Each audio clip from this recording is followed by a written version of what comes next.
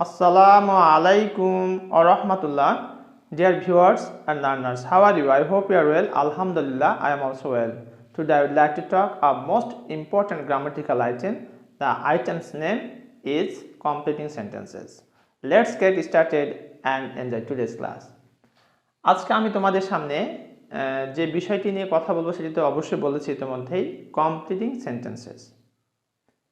এখানে যে প্রশ্ন হয়ে থাকে সেটি হচ্ছে complete the following sentences by using phrases or clauses.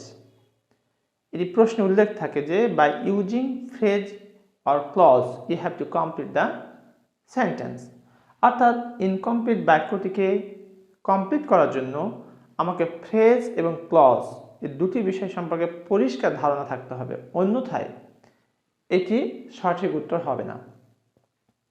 তাহলে প্রথমে জানা যাক ফ্রেজ কাকে বলে। Phrase is a group of words. Phrase is a group of words. Phrase হচ্ছে শব্দগুচ্ছ which doesn't contain a subject and a finite verb, যেখানে থাকে না কর্তা অথবা সমাপিকা ক্রিয়া, কোনোটাই থাকে না।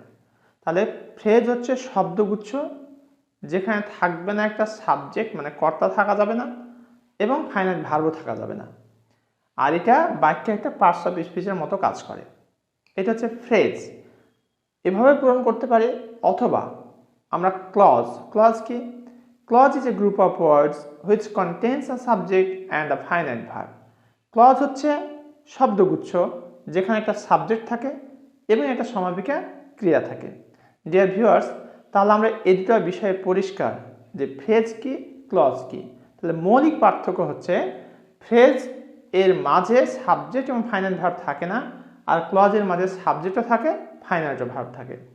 তাহলে আমরা বুঝতে পারছি এই গ্যাপগুলোর কোনো একটি আমরা একটি ওয়ার্ড দিয়ে পূরণ করে বাক্য লিখতে পারবো না। বাক্য হলেও সেটি কারেক্ট হবে না, কারণ আমাকে বলে দেওয়া হয়েছে by using phrase or clause. তাহলে আমরা এখন পূরণ করি, এবং সেটা কিভাবে হচ্ছে বাংলা অর্থটি ইনশাআল্লাহ আমি বলে দেবো, আর কোন রুলসের ভিত্তিতে হচ্ছে, যদি সেই রুলস এখানে অ্যাপ্লাই হয়ে থাকে সেটি অবশ্যই আমি বলে দেবো। চলো আমরা দেখি। ইন্ডাস্ট্রি ইজ, আর এটি হচ্ছে তোমার 2018 সালের কসেট প্রশ্ন, এইচএসসিতে যেটি এসেছিল আর কি। Industry is the dash. পরিশ্রমটা কি? পরিশ্রম হচ্ছে সৌভাগ্যের চাবিকাঠি। তাহলে আমরা লিখতে পারি ইন্ডাস্ট্রি ইজ দ্য কি টু সাকসেস।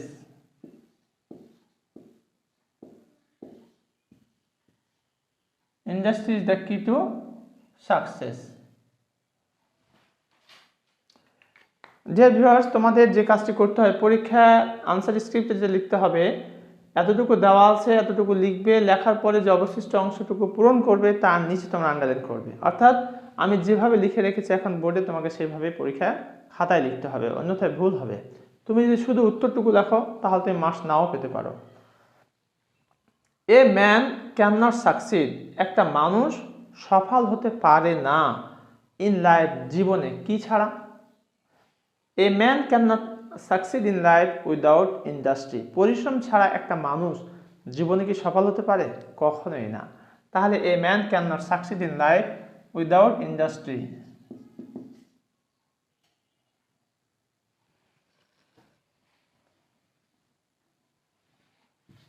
Without industry. পরিশ্রম ছাড়া একটা মানুষ কখনোই সফল হতে পারে না।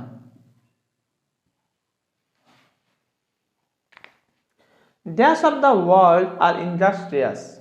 Dash of the world R industrious. কারা পরিশ্রমী? আমরা যদি একটু জরিপ করে দেখি, যারা এই পৃথিবীতে সফল হয়েছেন, যারা সত্যি অর্থে প্রতিষ্ঠিত হয়েছেন, তারা প্রত্যেকেই পরিশ্রমী ছিল।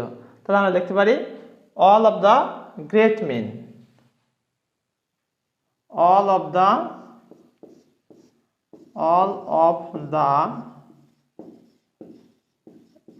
great men, all of the great men of the world are industrious. পৃথিবীর সকল বড় বড় যারা মানুষ, প্রতিষ্ঠিত মানুষ, তারা কি হয়েছে? তারা পরিশ্রমী। all of the great men of the world are industrious. The man dash can maintain a sound health. The man dash can maintain. আচ্ছা, কোন ধরনের মানুষ একটা সুস্বাস্থ্য বা ভালো স্বাস্থ্য নিয়ন্ত্রণ করতে পারে? যারা পাংচুয়াল, যারা অ্যাক্টিভ, যারা পরিশ্রমী, তারাই তো পারবে, তাই না? তাহলে আমরা লিখতে পারি the man who is punctual. The man who is punctual, যে মানুষটি নিয়মানুবর্তী, can maintain a sound health. আমরা বলতে পারি the man who is active can maintain a sound health. অলস মানুষ কি কখনো সাউন্ড হেলথ মানে সুস্বাস্থ্য কখনো চিন্তা করতে পারে? কখনোই পারে না। অপরদিকে একজন যে ব্যক্তি যে কর্মঠ, পরিশ্রমী, নিয়মানুবর্তী, ডিসিপ্লিন লাইফ লিড করে, সে অবশ্যই সফল হতে পারবে এবং সুস্বাস্থ্য থাকবে আর কি। We should not like those persons. আমাদের উচিত নয় তাদেরকে পছন্দ করা। কাদেরকে? যারা অলস, যারা দুর্নীতির সাথে জড়িত, যারা তোমার নিষ্ক্রিয়, যারা সৎ কথা বলেন, অসৎ ব্যক্তি। তাহলে আমরা কি লিখতে পারি? We should not like those persons who are lazy, অথবা ইনডোলেন্ট আমরা বসাতে পারি। একটু খেয়াল করি, we should not like those persons, আমাদের সেই সমস্ত ব্যক্তিদের পছন্দ করা ঠিক নয় হু আর লেজি, অথবা who are inactive, who are industrious, who are indolent, who are dishonest, যারা অসৎ ব্যক্তি তাদেরকে আমাদের পছন্দ করা উচিত নয়। তাহলে আমরা দেখতে পাচ্ছি এখানে 5টি বাক্য ইতিমধ্যে শেষ করেছি। আমরা কীভাবে কমপ্লিট করতে হবে, বাকি পরবর্তী যে 5টি বাক্য রয়েছে সেগুলো আমরা একটু দেখি।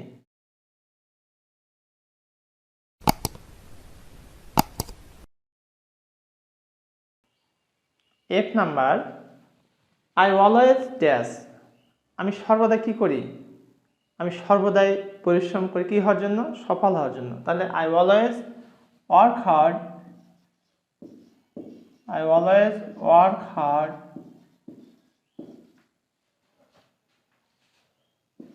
to succeed in life,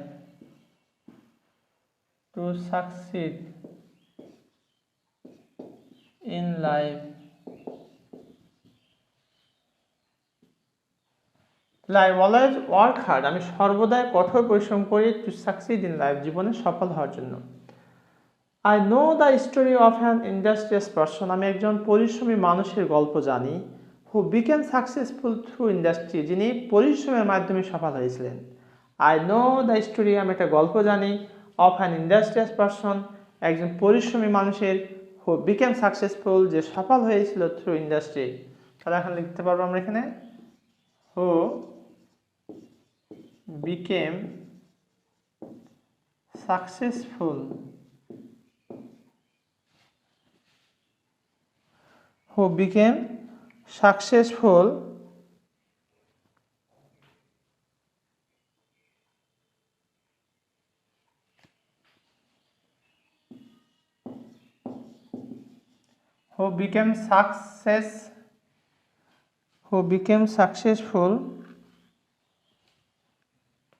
of an industrious person who became successful through industry।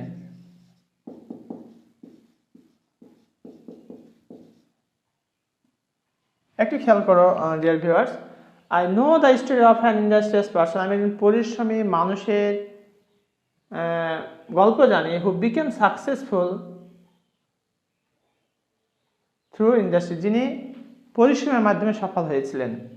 That man always inspires me, সেই মানুষটি, অর্থাৎ যে মানুষটি পরিশ্রমী, সেই মানুষটি অলওয়েজ ইন্সপায়ার্স মি, আমাকে সর্বদা কী করে? অনুপ্রাণিত করে কি হওয়ার জন্য?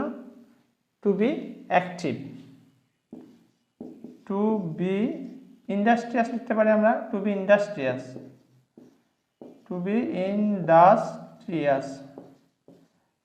তোমরা এটাও দিতে পারো, টু বি অ্যাক্টিভ দিতে পারো, টু বি ওয়ানেস্ট দিতে পারো। অর্থাৎ সেই মানুষটি আমাকে অনুপ্রাণিত করে কি হওয়ার জন্য? To be honest, to be active, to be industrious, to be educated. Okay, আচ্ছা, I have a poor uncle, আমার একটা গরিব চাচা আছে। হি কুড বি রিচ, সে ধনী হতে পারত। if you were industrious, if he were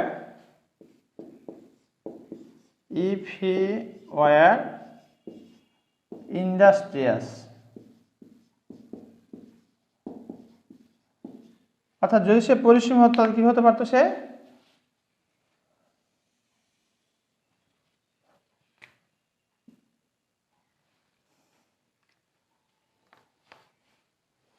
I have a poor uncle, আমার একটা গরিব চাচা আছে, he could be rich if he were industrious। তোমাদের একটি প্রশ্ন হতে পারে যে হিয়ার পরে ওয়ার হয়েছে কেন। হ্যাঁ, এখানে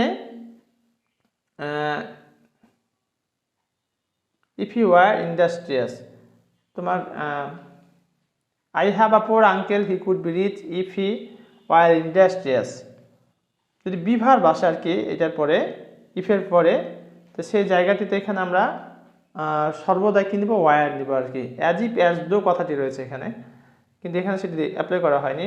I have a poor uncle, he could be rich if he were industrious.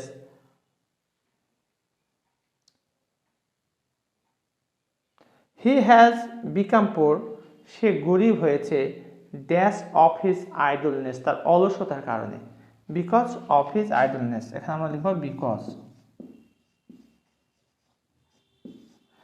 তোমাদের একটি কথা না বললেই নয়, এখানে আমি বিকজ বসাইছি, কিন্তু সত্যিকার অর্থে আমাদের যে প্রশ্নটি আসে যে complete the following sentences by using phrase or clause, তো শুধু বিকজ বসালে কিন্তু ফ্রেজও হয় না, ক্লজও হয় না, অর্থাৎ প্রশ্ন যা বলেছে তার আলোকে কিন্তু এটি উত্তর হওয়ার কথা নয়, কিন্তু পরীক্ষক আমাকে এটি দেওয়ার কারণে হয়তো বা ইটটা প্রশ্নে থাকতো না, জাস্ট বিকজ অফ এতটুকু পূরণ করতে বলতো, কিন্তু পরীক্ষক এটি দিয়ে রেখে দিচ্ছে, যার কারণে অর্থগত দিক থেকে এবং গ্রামাটিক্যাল দিক থেকে দেখা যাচ্ছে যে আমি যদি এখানে অন্য কিছু বসাচ্ছি তাহলে মিসিং হয়ে যাচ্ছে।